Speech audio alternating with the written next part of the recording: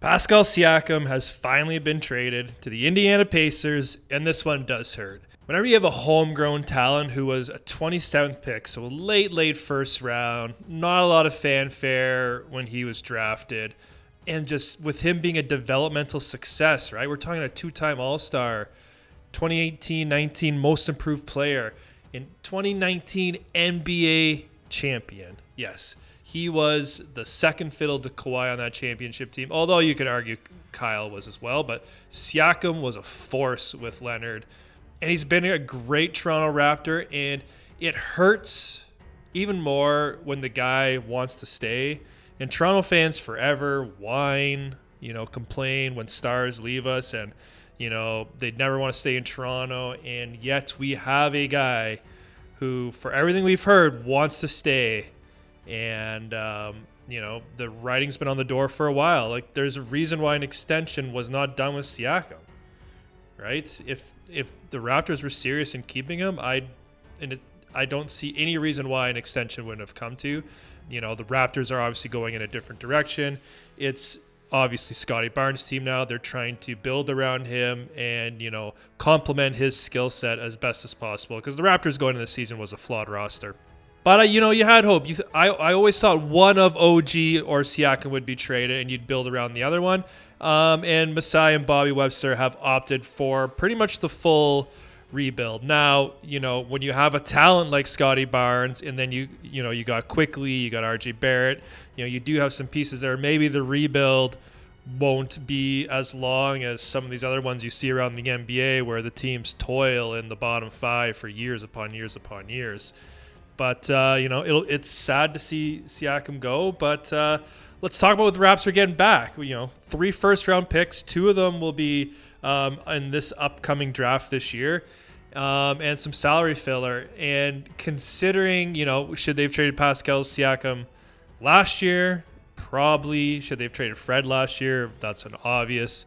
But you got to figure if you combine this trade and the OG trade, right? So trading Pascal and OG both on expiring deals to get Quickly, Barrett, and 3 firsts.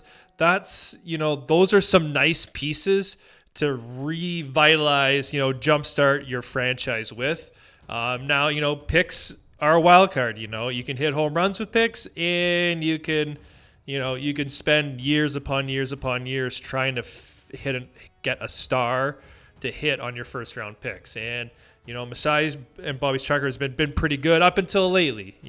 Scotty Barnes has obviously been a home run, but I think the jury's still out on Grady Dick, but hasn't been the greatest start to his season. Malachi Flynn, there's been some whiffs in there as well. So the other angle of this too, right?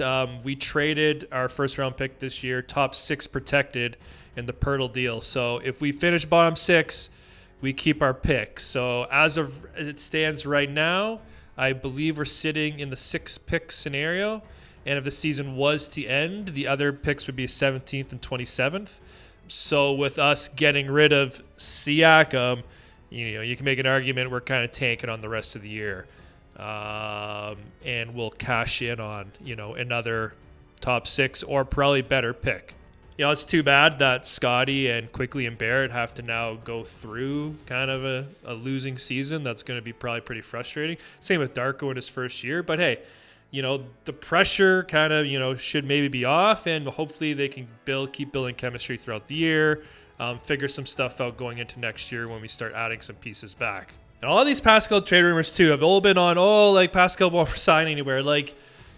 Isn't that to me? That's it's just a load of bullshit. No one ever has to guarantee any team anything in trades. Look at the Raptors when they traded for Kawhi.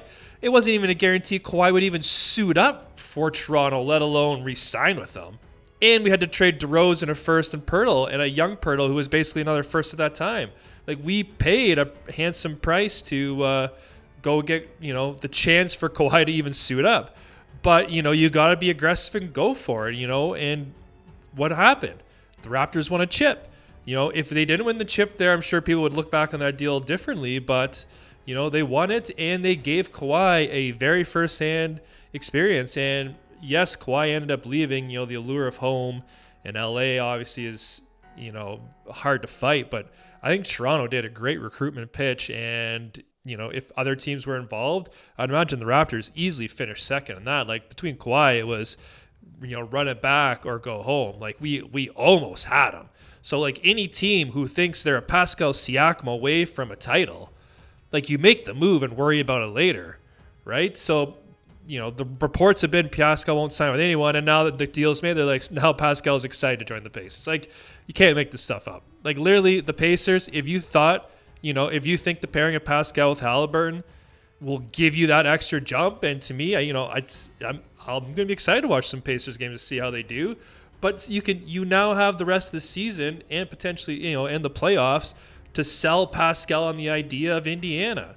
You have a leg up on the competition in free agency. So, sometimes you can't just clutch your draft picks and your assets and let them wither away to nothing. You got to make a move. And, Toronto learned that on the opposite end last year by holding on to all their players and not making any drafts and not making any trades. And now this year they're finally making their moves to get some assets back and start building this thing back up again. So I applaud Masai and Bobby for actually getting stuff done. I know Masai typically has a high price range for this, and justly so, but I'm glad he wasn't stubborn enough to jeopardize any deals and not actually get anything done. So, good on the Raptors. And, I'm excited for the Pacers. I'm glad the Pacers were aggressive and went and got a piece. I'll applaud anyone who wants to actively try to win. So I think it'll be pretty interesting watching Pacers game this year. Let me know in the comments, everyone. Do you think the Raptors got the best they could given the situation? Do you think they should have held on to Pascal, tried to make nice and re-sign him to an extension?